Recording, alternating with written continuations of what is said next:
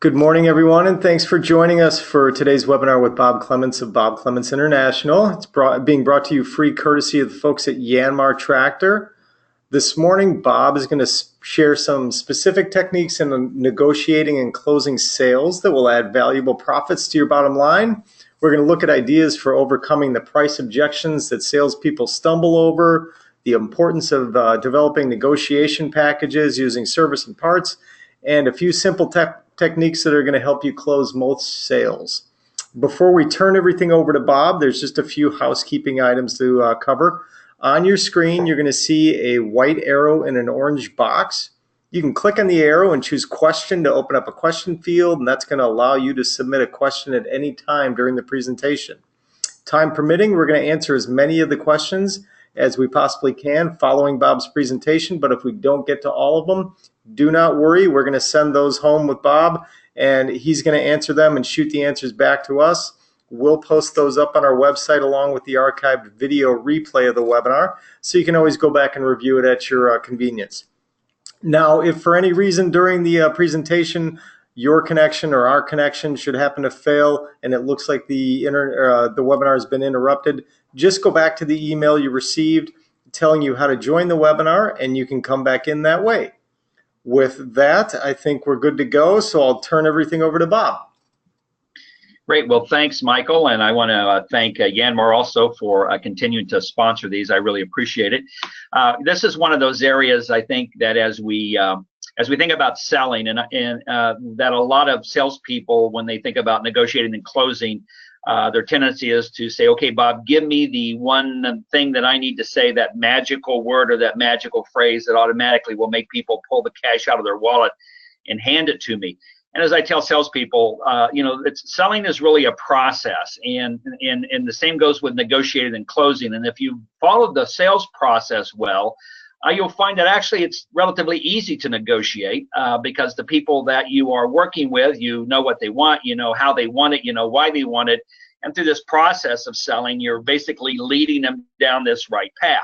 If you don't do it well, then I think that's where everybody's looking for that magical stick that you can whack somebody on the head with and bring it all together. So what I want to do over this hour that we have is kind of walk through how do you set the sale up so as you're going into a situation where you do have to negotiate, that you've got a high probability that you're going to get the negotiated sale, then how do you move from that negotiation on into the closing process? So I'm excited to walk you through this. We do have a lot of content I'm going to cover over this next hour. As Michael said, we will have time at the end, hopefully, where we can answer some of your questions. And again, if you have questions that do not get answered, never fear. Michael will take them. They will come to me. I'll respond back to you personally, as well as Michael will take that response and tie it back into this webinar that we're doing as we go through. So let's go ahead and get started. And the first thing we want to talk about is just understanding, to me, the most important thing when I train salespeople is just understanding basically why people buy. A lot of you know me from working in service and parts departments, and I'm always kind of find it interesting because I started my company 33 years ago, really as a sales training company, and my focus was training experienced salespeople. So this is one of those areas that I love to teach in because selling is kind of the blood that flows through the entire dealership, and if we do it well, the dealership's going to have good profits and good success. Parts are going to do better. The service department's going to do better. Everybody's going to make more money. And if we don't do it well, we ultimately are going to have this big cavity, this big hole in our dealership that we don't have enough money to fill. So we need to understand selling and why people buy. The most important thing to understand why people buy is that people are not logical, they're emotional. And I think the mistake that I see salespeople when they're selling, and especially as they're trying to negotiate and close, is they forget the basic fundamental thing that people don't buy based upon logic. When I'm in dealerships and I'm listening to salespeople talk to customers, too many salespeople today, all they do is they sit there and they puke forth information. All they're doing is they're telling people all these logical reasons why they should buy, and they're missing the essence of what selling is, which is really all about emotion. We've got to get people excited, and the easiest way to get people excited is for you as a salesperson to be excited yourself. And I think that's the fundamental problem that a lot of dealerships have with their salespeople. The salespeople really aren't excited about selling, And so if you're not excited about selling as a salesperson, you ultimately become an order taker. Then you're spending most of your time bitching and complaining to the owners and the managers. There's not enough people that are walking in with cash waving in their hand for you to take. So our job as salespeople is to go out and find people, to take the people that are there, to get them excited about what we are as a dealership, what the products that we sell are, and then to move those people from this emotion of excitement on into this closing process. And when people talk about price, and people say, Bob, every day price, it's price, it's price, it's price. And I tell people, price is only important when you have nothing else to sell. You know, when the customer comes down and the only thing separating them from buying from you, from them buying from you to them buying from a competitor that you have, if the only thing is price, you have failed as a salesperson. You have got everything focused down to the one thing, right? And so price should never be the one thing. Price is going to be a part of the sale, but it shouldn't be the one thing. And if it all comes down and boils down just to price, then you failed in what you're trying to do as a salesperson. I'm a firm believer, and I've been in sales since 1973, got out of college and went into sales. And I'm a firm believer that people will pay more for things that are unique, different, and one of a kind. On the screen, I put two vases up there, and one is a Ming Dynasty vase, and the other is an incredible replica of that same vase from the Ming Dynasty. Now, for the average person looking at those vases, you couldn't tell probably any difference at all, because the replica is almost a perfect match to the original Ming Dynasty vase. Yet, right, to the untrained eye, they look the same. But to the trained eye, there are two very different vases there. One is worth about $300, and the other one is worth millions of dollars. And I tell people again, there are some people that are satisfied with the replica, but our job as professional salespeople is to show people and point out the unique differences that the $1 million vase has over the $300 vase. And I think that's the mistake, again, that I see in sales, is understanding that people will pay more if you do your job as a salesperson and sell the unique, the difference, the one of a kind that you, your dealership, your parts department, and your service department have. Now, the challenge we have again today in selling is that the product we have is typically not that unique. And when I say that, it doesn't mean that the equipment you have is not unique to the competitors you have out there. But I'm again a firm believer in dealerships today that when people come into your dealership, they've already decided on the brand that they want, or they wouldn't be in your dealership. Right? They've already decided that what you sell is something they would be comfortable buying. So you're seldom today competing against another color or another manufacturer. In most cases, I find in dealerships today, you're really competing against the same brand you sell that's being sold by another dealer that's 30 or 45 miles away from you. So when you think about uniqueness, your product today is not that unique because people can get the same product that you have 35 or 40 minutes away from you. And so we have to understand it's not about selling the product that makes it unique. It's about what you bring to the table, what your dealership brings to the table that separates you from the other dealership people are going to buy from. People will pay more for things that are unique, different, one of a kind. That's why a Picasso painting is more expensive than, let's say, a Velvet Elvis painting. That's why a vase from the Ming Dynasty of China is more expensive than a knockoff vase, right, that looks the same, but one is unique, rare, one of a kind, and the other I could get a truckload of at $300 a piece. So I want you to understand that when it becomes a price issue, and if price is all it is, then you've really failed what you're trying to do as a salesperson. Most people will pay more if you can show them what you're doing is worth more. Most people, as a matter of fact, statistically, 60% of the people are what they call value buyers. They will pay more if you can show them and demonstrate to them that what you have is worth more. And I think that's the thing that I want to help focus on a little bit. So when we get into a negotiation sequence, right, it's because we've maybe missed a few points down here. And we are going to talk about how to negotiate as we move through this program. But I want you to understand that most of the really successful salespeople today don't have to negotiate a lot because they sell the uniqueness of them, the uniqueness of their dealership, and the uniqueness of what you can bring to them as a dealership, more so than the product, but the uniqueness you bring there.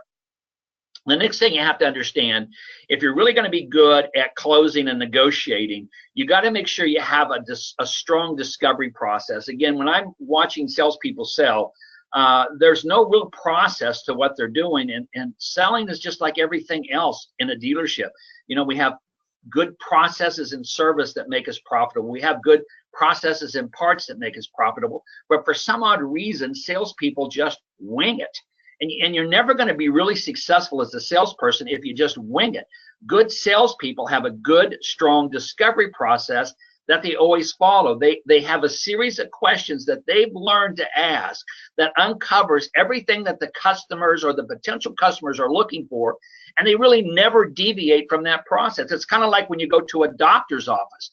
You know, when you walk into a doctor's office, the doctor has a process that they're going to go through, a discovery process, not unlike what you're going to do as a salesperson, that's going to guide them to help them uncover what is ailing you and potentially what the solution to that problem is. And they know you know it. I always tell people, when you go to a doctor, the doctor's helping you diagnose yourself. You're telling them about what you do. When you walk into a doctor's office, they go, "Gosh, how are you feeling today?" Well, obviously, if you were feeling good, you wouldn't be there. But they say, "Well, I'm not feeling very well." Well, how long have you felt poorly? Or how long have you had this? When did you first notice it? Do you have pain? Is it a sharp pain, a dull pain, a high pain, a low pain? Does it hurt here? And they go through this discovery process, and ultimately what they're trying to do is narrow down, out of all the diseases that are out there, out of all the illnesses that are out there, what's the one that you have?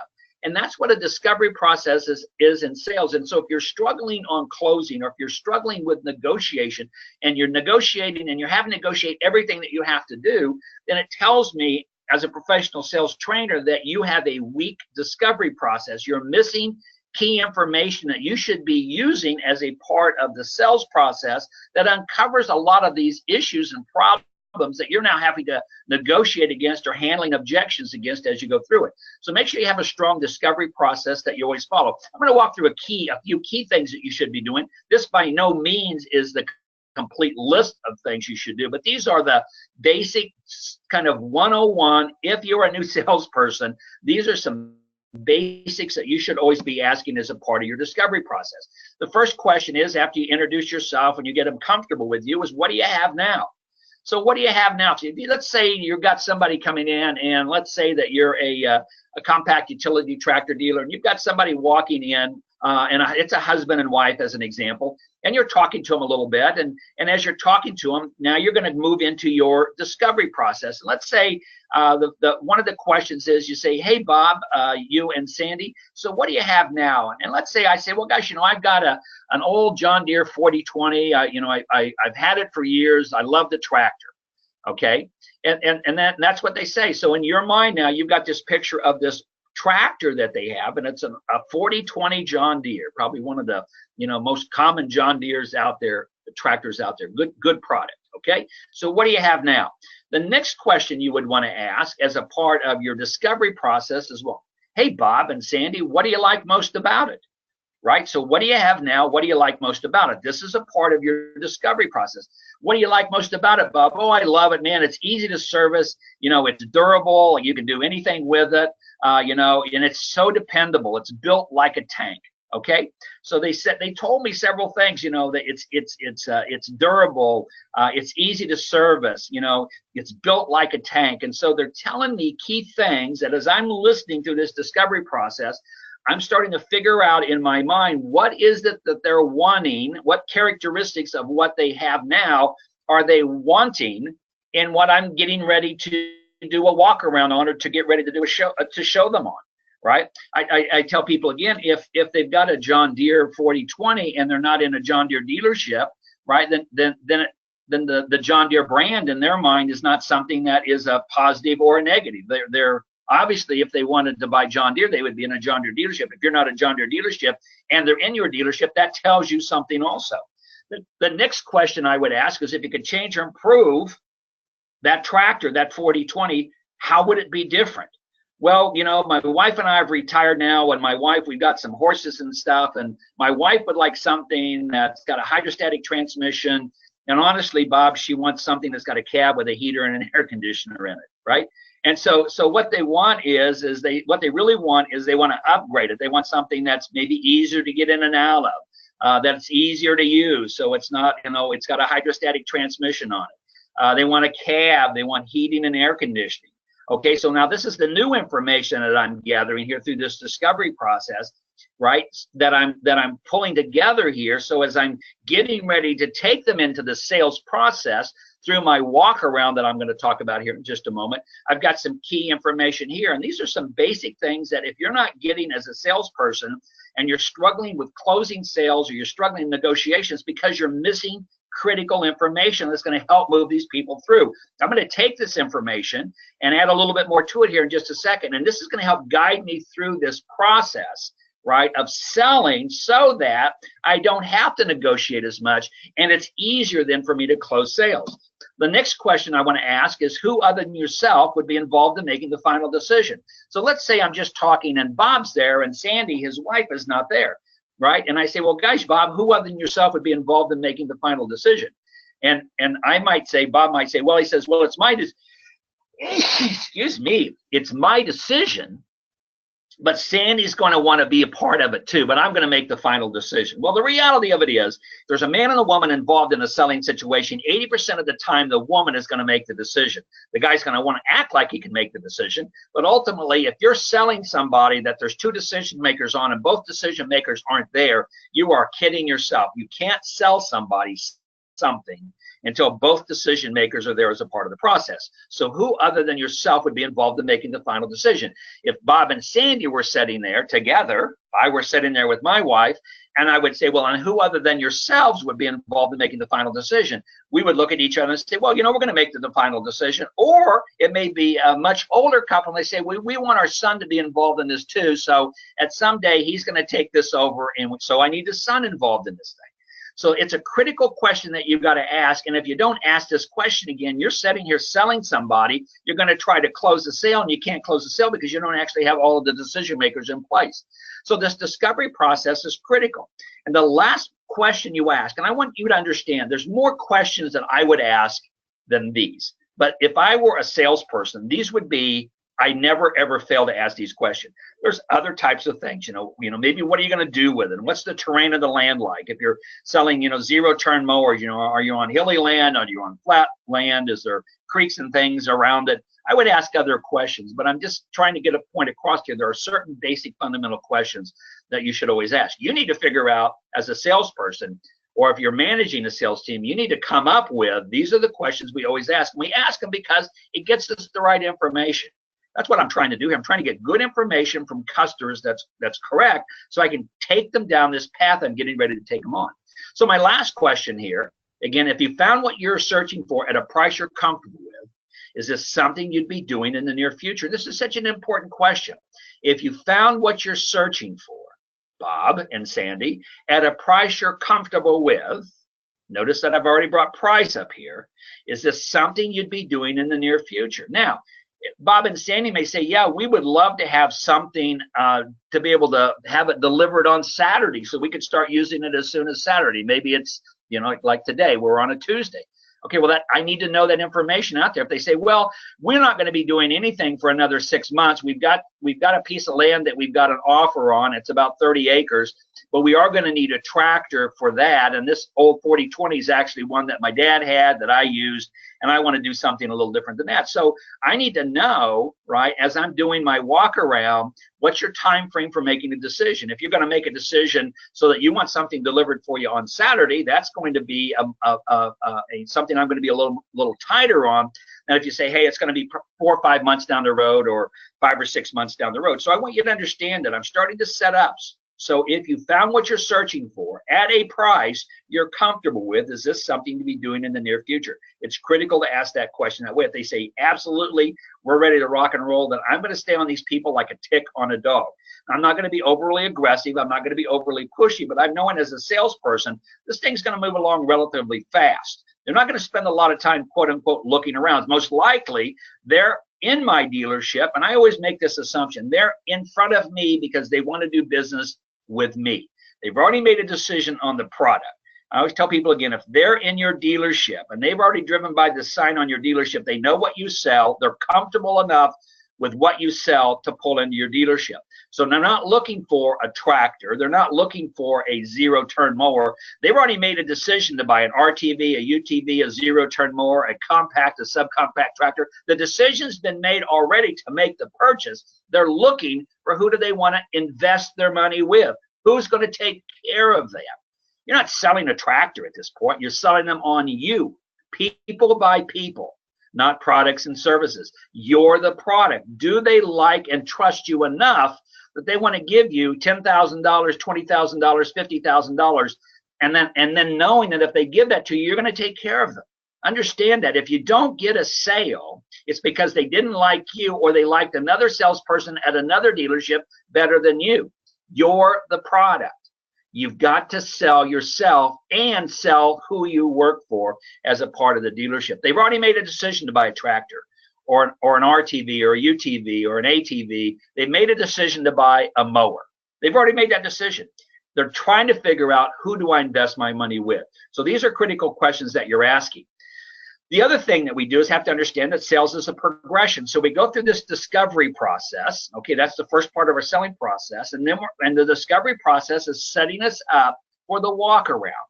And again, I've been in a lot of dealerships. We've got a ton of dealerships we work with.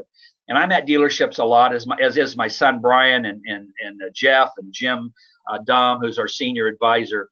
And it's sad to watch salespeople sell because they just don't understand the importance of the process.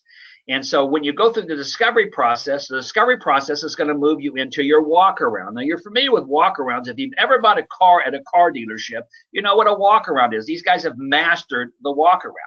The thing that we encourage people to do, which is going to help you in negotiating and closing, is that before you start your walk around, I encourage salespeople I train to bring up the biggest objection you believe you're going to get before you start the walk around. So let's say I'm the salesperson. I got Bob and Sandy in front of me, and we are getting ready to do the walk around on this tractor, right? And I say, before we start, Bob and Sandy, and let's say I think that my objection is going to be price. So I'm just going to think that in my mind. So as I've gone through these things, when I ask, well, if you find if you find the product you want at a price you're comfortable with, is this something you're going to be doing in the near future? And they say, well, price is going to be important to us. We have X amount of dollars to work with.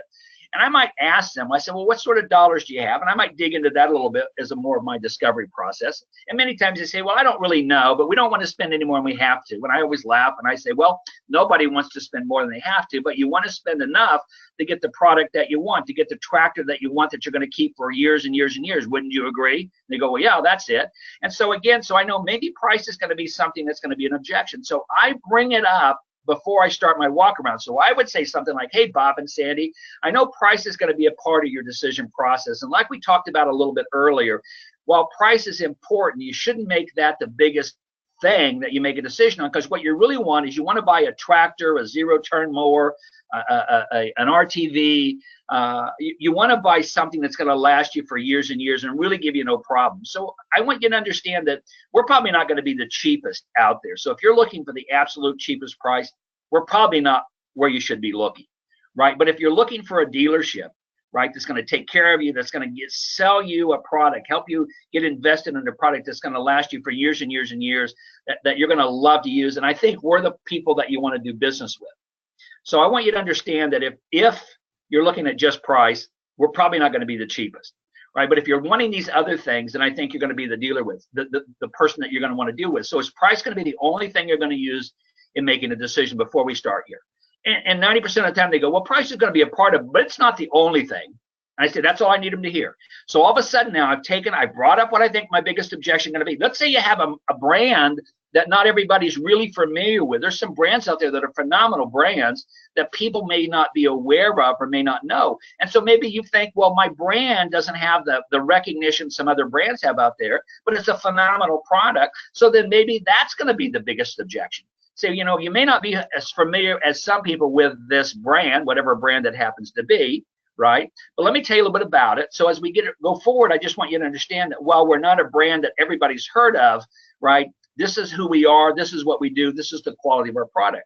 So is brand going to be the only thing? Oh, no. And I tell people again, we want them to say, no, that's not going to be the only thing. They didn't say, no, it has nothing to do with it. I just need them to say, that's not going to be the only thing. I'm setting them up So when we get down later down the road and price does come up, right, or I'm not that familiar with your brand, that does come up, they've already told me that's not the only thing. I can use that to my advantage a little bit later on.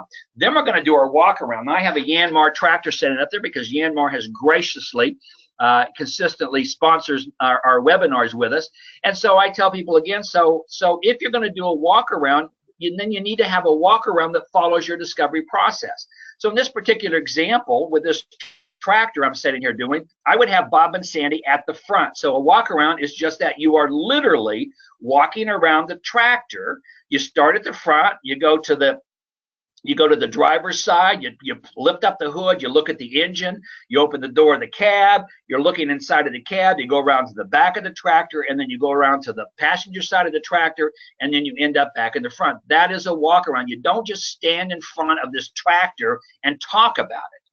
You know, and again, you got to talk about things that are important to them that came up during the discovery process. So you remember they talked about that John Deere 4020, and they said it was durable and it was easy to service and things like this. Those are all things I'm going to bring up when I'm doing my walk around. Hey, Bob, you know, you told me that one thing you loved about that 4020 was it was easy to service. I got the hood up on this. Say, let's take a look at how easy it is to service this Yanmar tractor. Right? You talked about durability. Remember, Bob, you talked about it's built like a tank. Let's take a look at how Yanmar has built these features, the strength into this tractor. It is built like a tank. I would literally go back and use the same words that they used when they were explaining to me what they loved about the tractor that they have now. And then you say, but one of the things we really wanted, one of the things you told me you wanted some of that comfort. You wanted something that was easy for Sandy to use. You wanted that cab. You wanted this. Let's pop in here real quick and literally get the husband and wife in the cab, and I would have the wife get up there first because she's going to be the dominant decision maker here. And I would get inside of that cab, and I would stand on the step outside, and when the wife is in there, we would start it, we would look at it. Now, you're not going to do a drive around probably at this point like you would if it were a car. They'd be inside of the cab, and I would ask them questions about it and about the features of it and how easy it is to access the levers and things like that on it. And then I would have conversations with them. I'd pull them back out of the cab, and we'd go around in the back, and we'd talk about, again, the axle, and we'd talk about the drive, and we would talk about all the things that are important there. And then we're going to walk them around to the passenger side, and then we're going to bring them up to the front. That is a walk around. Literally, I'm taking the information I got during the discovery process, and I'm walking them around this product, this tractor in this example, and I'm using the information I got during my discovery process to basically feed it back to them and show them that everything that they loved about what they have now is built into this tractor. That's how you sell.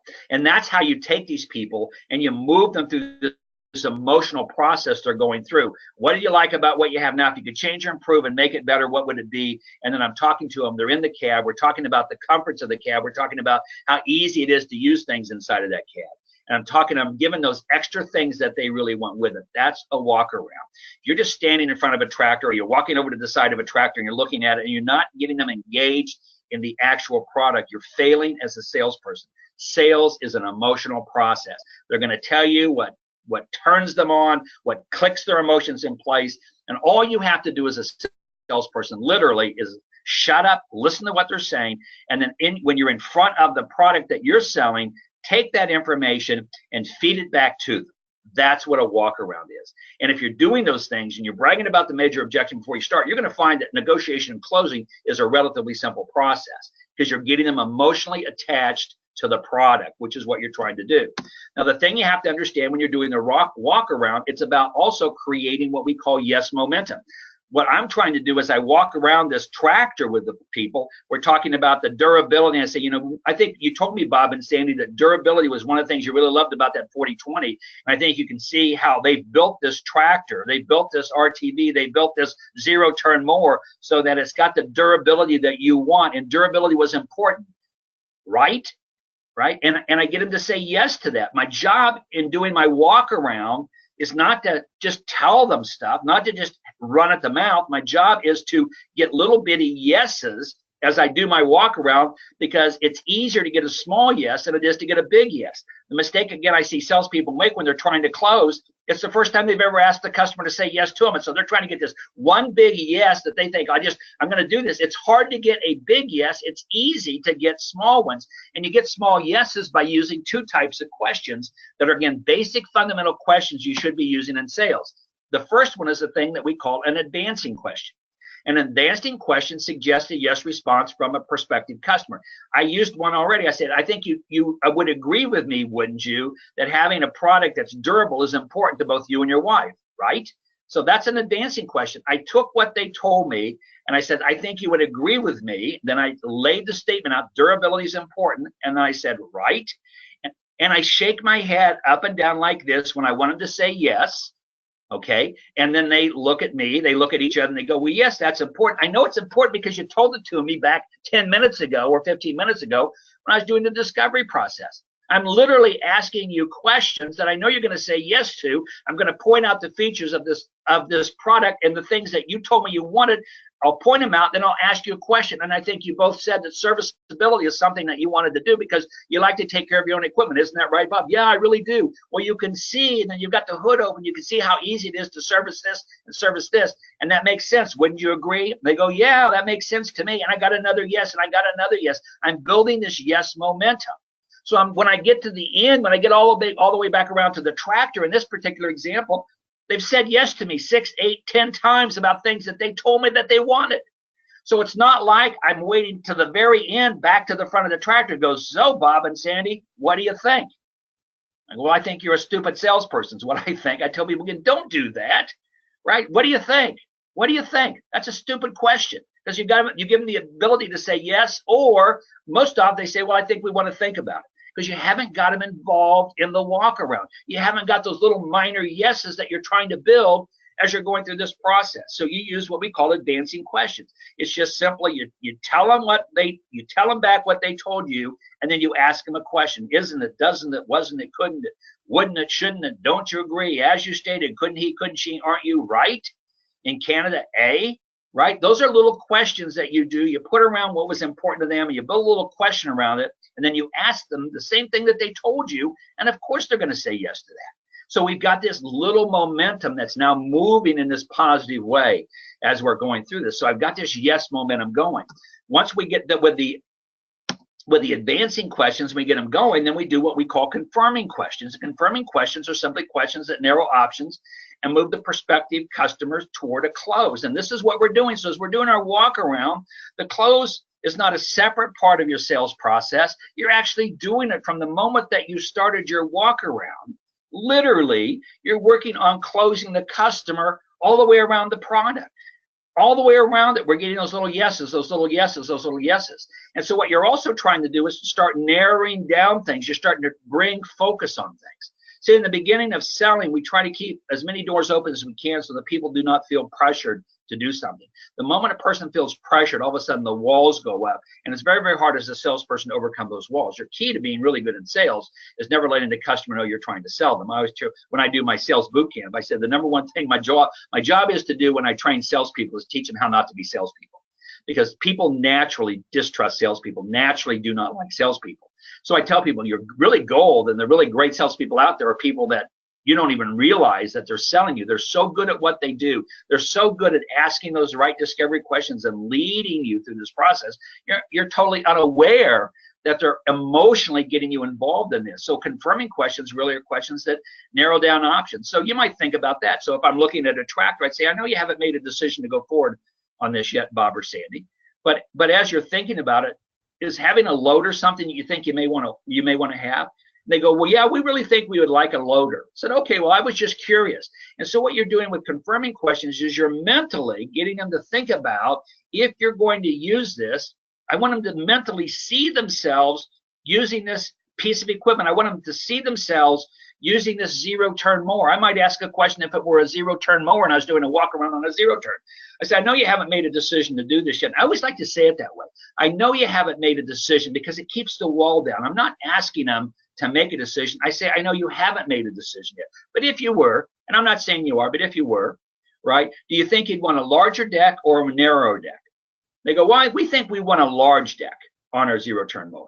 Okay. All right, so that's narrowing down option form. And I say, well, when you say large deck, you're looking at something like a 54-inch deck or a 60-inch deck or a 72-inch deck. Oh, heavens, no. The biggest deck we could have is 48 inches because it's got to fit through this one gate, and it's only 50 inches wide. Well, in my mind, a large deck, right, is 70, 60, or 72 inches. Right? In their mind, a large deck is a 48-inch deck. Maybe they got a snapper rear engine mower with a 30-inch deck on it, and they're looking, they're needing something that will still go through that 48-inch gate. But what I did in a moment is I got them to see in their mind them being on this mower and literally on it and riding it through a gate. And that's what confirming questions are designed to do. They're designed to get the customer mentally to start seeing themselves use this. And you do that as you're doing your walk around. So you tie your advancing questions into your confirming questions, right? And so I'm getting you to say yes. And I'm also mentally, in your mind, you're starting to see yourself use this actual piece of equipment. I tell people when I do my sales boot camp, I say, people don't buy out here. They don't buy a tractor. They don't physically buy a zero turn before they first have bought it in their mind. And your job in sales, by asking these confirming questions, to say, well, you know, I know you haven't made a decision, so I take the pressure off. But if you were, and I'm not saying you are, but if you were, do you think you'd pay cash for this, or would you want to use financing? Well, no, we think we'd like to use financing on it. Okay, I was just curious. And mentally, now I've got to see themselves how they're going to pay for it. Okay, that's what the key is understanding that when I'm doing my walk around, and this walk around is so important, it sets everything up for you when you're doing your selling process, and using those advancing questions, the ones that get the small yeses, and then moving in and bringing in some of these confirming questions that starts to narrow down options. And I'm telling you, people, when you get to the front of the tractor, in most cases, all you're going to do is what we're going to call an assumptive close, and I'll talk about that in a little bit. And these people will walk into the dealership with you as you go sit down and do the paperwork. It's that simple. If you don't do those things, then you get into a lot more problems from a sales perspective. So I want you to understand the advancing and confirming questions. We are going to get objections, and I always tell salespeople, if you're not getting objections, you're probably not doing something right. There are basically two of them: skepticism and opposition. Okay, so you have to understand that there are two basic types of objections. Skepticism, I don't believe what you're telling me. And opposition, I can't afford it, the price is too high, and things like this. So let's talk about skepticism. Skepticism happens when a customer questions or doubts that you're going to provide them what you tell them that you're going to provide them. Okay, and so I tell salespeople, if somebody's skeptical, if somebody say, well, that's not what I heard, or that's not exactly what I think, right? The moment they're skeptical, you have to understand that they're skeptical of you. Right? They don't trust you at this point, and trust is critical from a sales perspective. So I tell salespeople, when people give you an objection like, well, that's not what I've heard, or that's not what I understand, or I did some research and that's not what I found, they're now skeptical of what you're saying. And so this level of trust is starting to erode. So you can't say more things and overcome an objection of skepticism. As a matter of fact, if you try to do it, it makes them even more skeptical of you. You're creating a bigger wall that you're going to have to climb over. So I tell people, when people give you objections that deal with skepticism, don't say other things. Say, well, you shouldn't trust me on this, but let me give you some other sources that will validate what I've said. And some of the best ones to use are customers that already buy from you. As a salesperson, you should have a list of 5 or 6 customers that are known in the area that people know. And you say, well, you know what? I had Bill Jones was in here about 4 months ago. He bought this exact same model. And in the beginning, he felt like you. He just wasn't sure. Right? And now he's bought it. And I talked to Bill a couple of weeks ago, and he said it's the best decision he's ever made in your life. And they go, well, we know Bill Jones. Right? And all of a sudden, it's not me saying it anymore. I'm using customers that have purchased from me. I use their names. I say, maybe call Bill up or stop by his place and see what he has to say. They won't normally do that. The fact that you brought somebody up they know validates that what you're saying is true. So when you get a objection of skepticism, understand immediately you go to some sort of outside source to validate it. Opposition is the one that you get most of the time, and when somebody gives you an objection of opposition, I don't want to pay that much. I think your price is too high. Right? They're opposing what you're saying. Then you do a thing called change their base. So if somebody says, Bob, your price is too high, I always agree with people. So my selling technique is, if you tell me something, I always agree with you. Somebody says your price is too high, I would always say, well, today everything's too high. But do you mean my price is too high, or you feel like it costs too much? If somebody said, Bob, you're an idiot, I'd say, a lot of people have told me I'm an idiot, right? I would agree with them because it throws them off balance a little bit. So if somebody says your price is too high, if it were me, the first thing I would say is, well, today everything is too high. but do you mean my price is too high or it costs too much? Okay, now 90% of the people go, well, what's the difference? Well, there's a big difference between price and cost. Price is what you pay for an item. Cost is what the price is divided by how much you use the item. So if you're looking at a tractor, and let's say the price of the tractor is, let's just say it's a subcompact. Let's say it's $25,000. I say that the price is too high. You say, you mean the price to where you feel like it costs too much? And they go, well, what's the difference? Say, well, the price of the tractor is $25,000, but the cost is the $25,000 divided by how many years you think you're going to use it. How many years you think you'll keep this tractor? Oh, we'll never get rid of it. Well, let's just say that at some point you will. Could we safely say you'll keep this tractor for 10 years? And they go, well, yeah, 10 years is right. So I take $25,000 divided by 10 years. And the next thing I know, I've got $2,500 a year. So what we're really looking at is $2,500, right? How many weeks out of the year you think, oh, we'll use it every weekend? Okay, so I take the $2,500, I divide it by 50 weeks, not 52 because it's easier to divide by 50. So all of a sudden I'm looking at $50 per week to have this tractor. How many days you think you'll use it? Let's say 5, because that's an easy number to do, but to divide by 5 days a week. So basically you're looking at about $10 per day. How many hours you think you'll use this? Well, I'll probably use it 4 or 5 hours a day. Well, let's say 4 hours a day. Then you take the 10 and you divide it by 4, and all of a sudden you got it down to where it's less than a can of pop, right? It's called changing their base. So do you mean my price is too high or it costs too much? I have a pair of jumper cables there as an example. I tell people again, have you ever bought something that you didn't spend a lot for and wish you'd have spent more for? And people say, yeah, I bought a pair of jumper cables one time. They were the biggest piece of junk ever bought. Well, the price was maybe $15 for the jumper cable. You used them twice and the ends burn off of them. So if you used them twice and the price was $15, your cost was $7.50 per use. On the same token, if you'd spent $50 or $40 for a pair of jumper cables, right, you would use them and use them and use them. They would never go bad. So if you spend $40 for them, well, the price is higher, but you've had them for 10 years now, and you use them twice a year. So you've had them for 10 years. You spend $40 for them. It's $4 a year. You use them twice a year. I'm looking at $2 every time I use them. So you tell me which is the most expensive pair of jumper cables. The ones that cost me $7.50 every time I use them, or the one that basically cost me $2 every time I'm using, and the price and the cost is going to continue to go down. For the simple fact is they continue to work, right? Every time I use them, the cost will go down. And I tell people again, when you're talking about price objections, the first thing you do is agree with them and say, do you mean my price is too high or it costs too much? One other thing you can do with a price objection, if somebody says, well, the price is too high, you might say, well, how much too much is it? And they go, well, I was hoping to be able to buy this tractor for $23,000. And I say, so what we're really looking at here is about $2,000 difference. So you want to understand that also. If somebody says your price is too high, you can also say about how much too much is it. They say, well, I was really hoping to get this tractor for $22,000 or $23,000, and you're asking $25,000 for it. You say, so what we're really looking at here is about $2,000. Isn't that right? Remember, that's an advancing question. We're getting them to say yes to us. And they go, yes, Bob, that's right. Then all of a sudden you realize in your mind as a salesperson, you've sold $23,000 this tractor. So stop bringing up $25,000. Focus on the $2,000. So let me ask you a question. How long do you think you'll keep this tractor? Well, I'll keep it forever. Well, could we safely say 10 years? Well, yeah, 10 years is right. So I take the $2,000 divided by 10 years. So now I'm at $200 a year. How many weeks you think you'll use it? 50. Okay, that's $4 per week. How many hours? How many days? And all of a sudden I break it down. Now I'm looking at pennies. That $2,000 is broken down to pennies. That's how you deal with opposition. You change their base, get off of the price, and focus on things that have that break the price down into some sort of cost factor. Too many salespeople, when people say, well, it's $3,001 I want to spend, and they're still focused on the $25,000.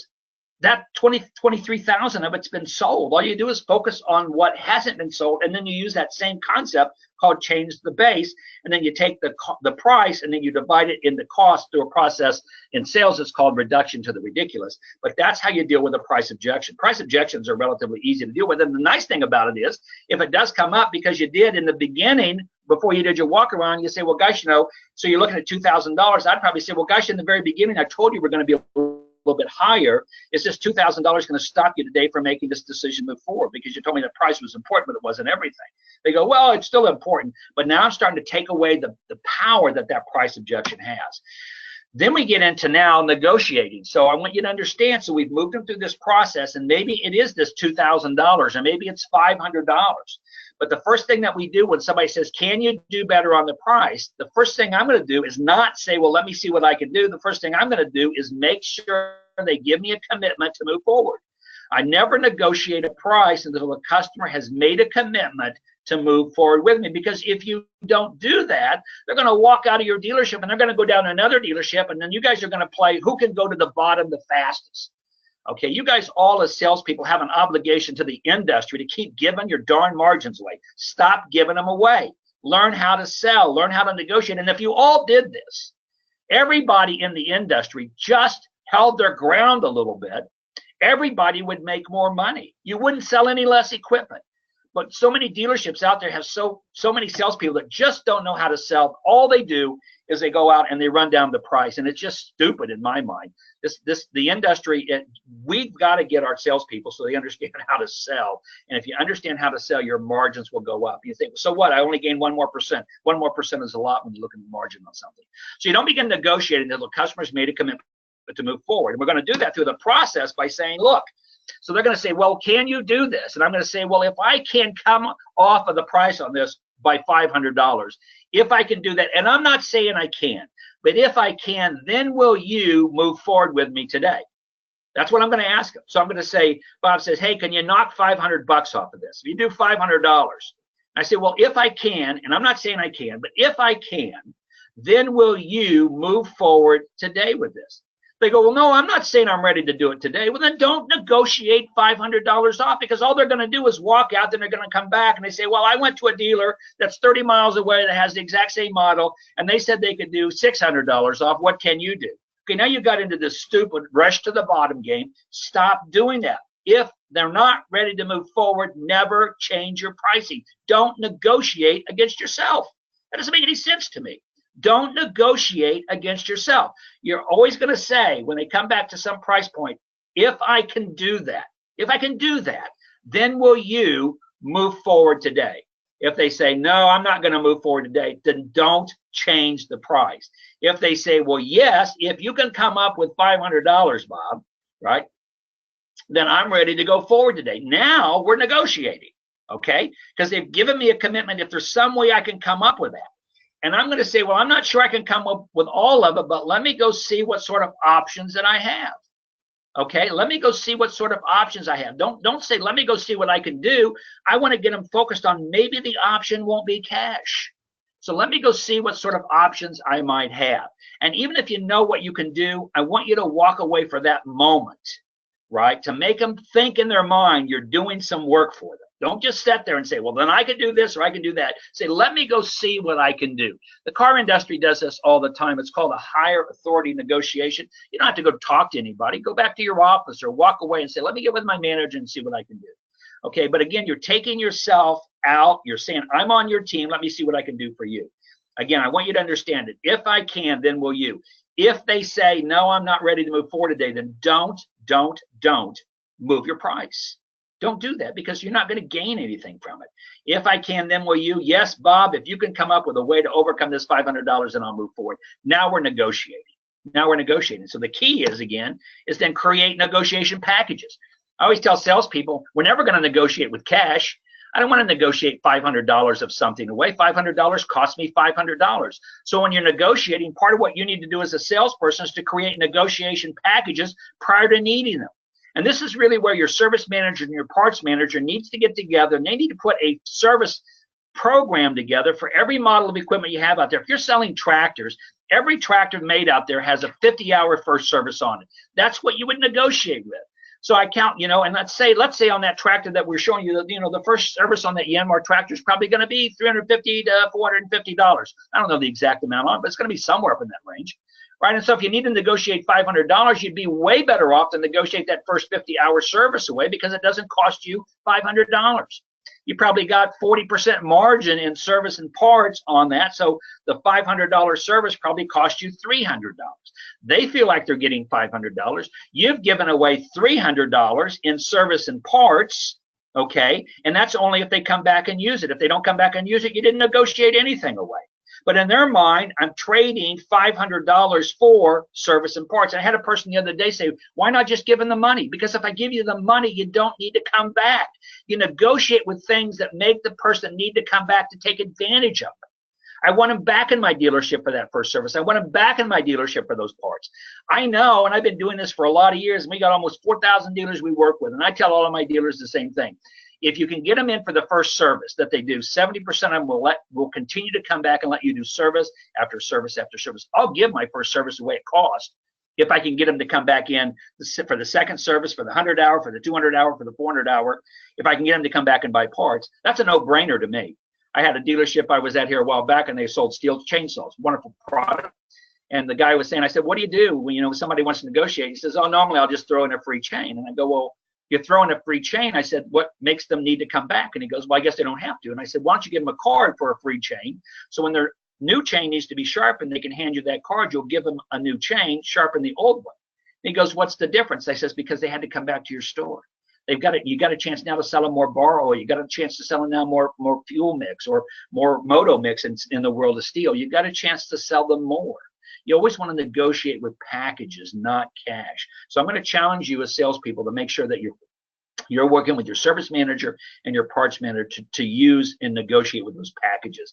And again, you can take the loss out of as part of cost of goods sold if you want to. There's 1,000 ways you can do that, but come up with negotiation packages before you need them as a part of it.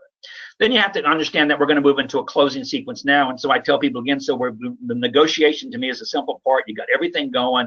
If I can, then with them will you, we go down, we break it down to this dollar amount, and I've got packages already ready to negotiate with. So now I'm going to move in from a negotiation into a closing sequence. And closing is really a simple part. If you've got all the yeses going, right, and the customers all of a sudden, when you're talking to them, their heads are bobbing up and down. I tell people that's the easiest way to know that it's time to move into a close where I'm no longer moving my head like this, but they still are. They're subconsciously ready to go forward. So look for those little buying signs. There are 3 types of closes that I want to walk through here briefly. Then we're going to open it up for questions. So if you have questions, get ready for those. But the first one's the one I call an assumptive close. And to me, it's one I use all the time. To me, it's the easiest close there is out there. I just make an assumption when people come into the dealership that they're there to do business with me. So my mind is already set up is they're there. They're in this dealership because they want to buy and they want to do business for me. So a assumptive close is just that. So we've done the walk around. We're standing in the front. We're looking at it. We're talking about things. Their heads going up and down like this. And I say, why don't we do this? Let's go ahead and get the paperwork started. I literally don't say, so what do you think? I say, why don't we do this, Bob and Sandy? We walked around. It looks like everything to me is what you wanted. Let's go ahead and get the paperwork started. And I literally will turn and start to walk away from it. In most cases, they will literally follow you back into the dealership. It's called an assumptive close. I'm just assuming because you've done nothing but say yes to me and you've given me a couple little objections that I easily handle, right? I'm just assuming we're moving forward on this thing. Okay, so it's called an assumptive close. And I will tell you, if you're walking and you're 200 or 300 feet away and they haven't followed you, you should probably go back. All right, but normally you'll know the moment you turn away, you will know if they're going to follow you or not. By the way, this is the most scary closure you'll ever try one time. And if you just do it once, you will never, ever not lead with this from this point on. So it's called an assumptive close. I just assume, and I say, hey, why don't we go ahead and Bob and Sandy, looks like to me this is what you want. Let's go ahead and get the paperwork started. I don't ask them anything other than let's go ahead and get the paperwork started. And I literally turn and start to walk toward the office or to walk toward the dealership. It's called an assumptive close. If they don't follow you, if I get a sense that they didn't come with me, I turn around and I say, well, gosh, I said, there must be some things that maybe I've missed or haven't covered. I said, let's kind of go back and recap some of the things. And I would stand now in front of the unit, the tractor or the zero turn or whatever you're selling. And I would say, let's go back and recap some of the things that we talked about that you want. And maybe I missed something here.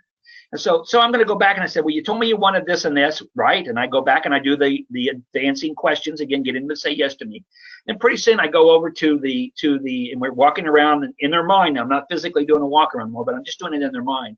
And all of a sudden at this point they say, you know what, we've been talking a little bit and we really think we want something that's maybe a little bigger than this. As we've talked, we thought having something that's a little less horsepower would be good. But as my wife and I have been talking and thinking, you know, I think we'd like to look at something that's maybe 20 horsepower more than this, and that could happen, right? So I didn't pick it up. I missed it. They were talking some as I was talking about things. I didn't interrupt them, but all of a sudden they've made a decision that it's not that they don't want this particular product. They want something that's maybe a little bit bigger because in their mind they're seeing themselves now, because you've done such a fabulous job of selling them, they're seeing themselves using this in other ways. So it's called the summary close. And you say, well, let's do this. Let's go over and take a look at one. Basically, all the features are the same. You're just going to get something that's got a little higher horsepower. Let's walk over there. Then let's walk in and we'll look up the pricing on it and let's get the paperwork started and move forward. And literally, I'm going to move them over and then I'm going to take them right back into that assumptive close again. Then my all-time favorite, and this is what I tell salespeople. In sales, you never know exactly when somebody's ready to buy, and so you really got to be tuned into it. And there's a technique that I love using. It's called the reverse. So I tell people again, we like to think we're doing the walk around, and ultimately, the people at the very end of it are going to come up and go, Bob, you're a genius. Here's all my money. Take it, and I want the tractor to go with it. But that doesn't happen in 90% of the time. Okay, so we get to the end and we've got to do some sort of a little close. But there are times. So we're sitting here, and let's say we've got around and we're around and we're talking about the cab.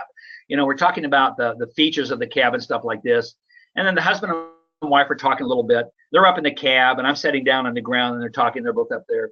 And then the husband and wife are talking a little bit. And they said, and so the husband says to me, he says, Bob, Sandy and I are talking, and we're not saying we're ready to make a decision to move forward yet. But if we were, is there any way that we could have this delivered to us by Saturday? Now think about this. So they said, no, we just want to know, Bob, and we're not saying we're ready yet. And they always do it that way. They always say that we're not saying we're ready yet. And the more they tell you they're not ready, the more you know they are, right? So they say, we're not saying we're ready to make a decision yet. But if we were to do this, Bob, and we're not saying we are, but if we were, would there be any way that you guys could have this set up and delivered to us by Saturday? Now, your tendency as a salesperson is to wet yourself and say, yes, yes, yes. Well, that's the mistake you make, because the first person that says yes in that situation owns the tractor, the UTV, or the zero-turn mower. I want you to reverse the question back and say, well, Bob and Sandy, I appreciate your interest. I said, so what you're saying is, is there a way that we can have this done by Saturday? I would reverse back and say, is Saturday, Bob and Sandy, going to work best for you? Listen to what I did. They said, is there any way you could do this by Saturday if we decide to go ahead and we're not saying we are? And I'd say, well, so Bob and Sandy, is Saturday going to work best for you? And then you just ask the question back and shut up. And then they have to say yes, and they will say yes.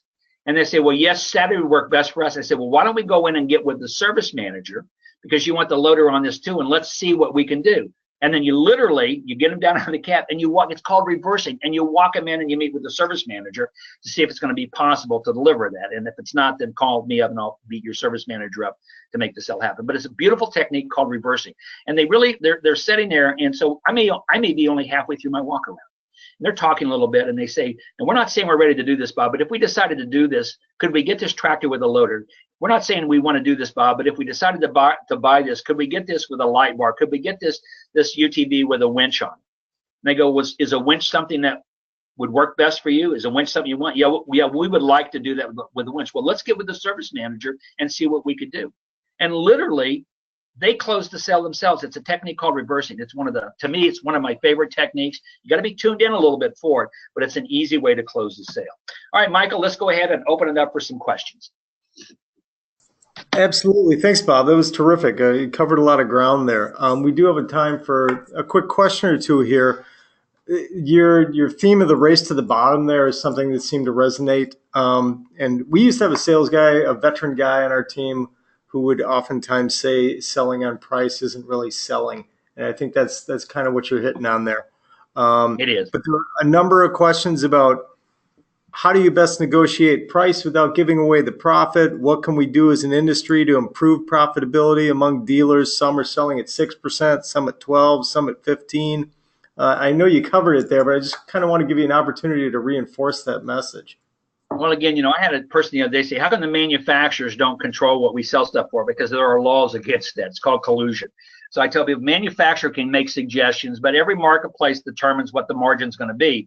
And that's why I tell people, again, really your marketplace determines your margins, but you've got to get together. And I think manufacturers have to get together and start training their people, the dealers, salespeople, how to sell, not just how to explain their product, but literally, how do you sell? I would tell you, Michael, selling is an art form, and most salespeople they just don't know how to sell. They literally don't know how to do it. And I think that's the problem in the marketplace. Margins are down because, all we got are people out there that can take orders. And I'm not demeaning them. I'm just saying again, darn it, sales is a profession like any other profession is. And I think manufacturers owe it to their dealers to do a more extensive job of literally teaching good sales techniques, because selling is, again, it's easy to do. I mean, people come in, they want to buy. We're the ones that kill the margins. It's not the customers. Yeah, and it's certainly one of the keys there is listening more than you're talking. I mean, they're going to tell you what you need to hear to get the product to move. I would agree. I always tell people in my sales boot camp, God gave us 2 ears and 1 mouth for a reason. Listen twice as much as you talk, and you'll make more money in sales. Just, you got to ask a question, shut up, and then listen to their response, and they'll guide you to where you need to go. All right, we've got time for one more here. After the initial meeting or phone consultation and providing somebody with a quote, how soon do you follow up? And what's the best way to follow up? I'm sorry, Michael. I would normally ask in the beginning. So I said, so this is when I did the time frame during the discovery process. We're going to be doing something in the next 30 days or whatever. So to me, once I've sent them the information, I probably wouldn't let more than 24 hours go, Michael, before I started my follow-up process. Now, by the way, Michael, I would have sent them out a handwritten thank you note. Hey, Michael, thanks so much for you and your wife stopping in. I really appreciate it. I know this is an important decision. I really appreciate you having enough trust in us to stop by our dealership. So I would have started with a handwritten thank you note. If I'm going to do a proposal or quote, I'm going to send out a handwritten thank you note prior to my quote getting there. So when my quote gets there, it's already put in a higher light than other dealerships that put a quote out there. I'm literally working on building that relationship with you. So before literally the day that you came in that night, Michael, I would have a handwritten thank you note out to you, thanking you for coming in and letting you know, the quote will be following in, in the next few hours or whatever. So. Great. Well, we want to be conscious of everybody's time and get everybody back on the show floor so they can move some irons. So we're going to wrap it up here. As I mentioned at the beginning, today's presentation, the audio and the video are going to be made available on rurallifestyledealer.com, so you can circle back, share it with your team, or review it as you'd like. Keep an eye on your email for a notification about when that webinar playback is available. On behalf of Bob, the team at Yanmar, and all of us here at Rural Lifestyle Dealer, thanks for joining us for today's webinar. When you leave, a short pop-up is going to show on your screen. Let us know what you thought of today's event. And if you have any topics you'd like to see covered, please let us know. Thanks again, and thanks a lot, Bob. Thanks, Michael.